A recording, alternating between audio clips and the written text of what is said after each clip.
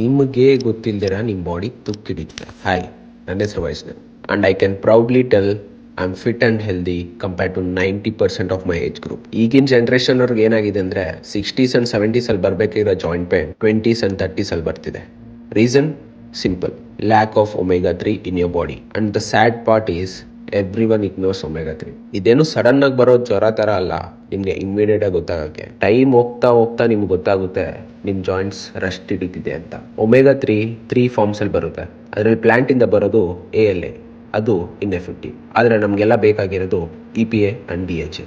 EPA ಇದ್ರ ಕೆಲಸ ಬಂದ್ಬಿಟ್ಟು ಬಾಡಿಯಲ್ಲಿ ಇನ್ಫ್ಲಮೇಷನ್ನ ಕಡಿಮೆ ಮಾಡೋದು, ಜಾಯಿಂಟ್ ಸ್ಟಿಫ್ನೆಸ್ನ ರೆಡ್ಯೂಸ್ ಮಾಡೋದು, ಬಾಡಿಯಲ್ಲಿ ನ್ಯೂಟ್ರಿಷನ್ ಫ್ಲೋನ ಚೆನ್ನಾಗಿಡೋದು. ಇನ್ನು DHA ಬಂದ್ಬಿಟ್ಟು ಇಟ್ಸ್ ಯೋರ್ ಸಿಗ್ನಲ್ ಬೂಸ್ಟರ್, ನಿಮ್ಮ ನರ್ವಸ್ ಸಿಸ್ಟಮ್ಗೆ ಫ್ಯೂಲ್ ಥರ ಕೆಲಸ ಮಾಡುತ್ತೆ ಆ್ಯಂಡ್ ಮಸಲ್ ಫೈಬರ್ಸ್ನ 100% ಎಫಿಷಿಯೆಂಟ್ ಆಗಿರೋಕ್ಕೆ ಹೆಲ್ಪ್ ಮಾಡುತ್ತೆ. ಅದಕ್ಕೆ UFIT ಅವರ ಟ್ರಿಪಲ್ ಸ್ಟ್ರೆಂತ್ ಒಮೆಗಾ 3ನ ಬೆಸ್ಟ್ ಅಂತ ಕರೆಯೋದು.